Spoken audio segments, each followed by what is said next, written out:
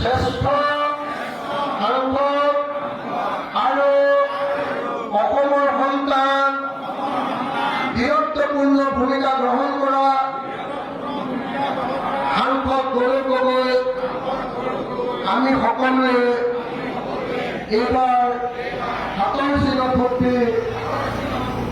জয়যুক্ত কৰিম। আমি কেৱল নিজৰ ভোটটো দিয়াই নহয়, লগতে গোটেই পঞ্চায়তৰ ৰাইজৰ ওচৰলৈ গৈ সৰব সাংসদ অসমৰ গৌৰৱ, ভাৰতৰ গৌৰৱ ভোটদান কৰিবৰ কাৰণে ৰাইজক সংগঠিত কৰিম।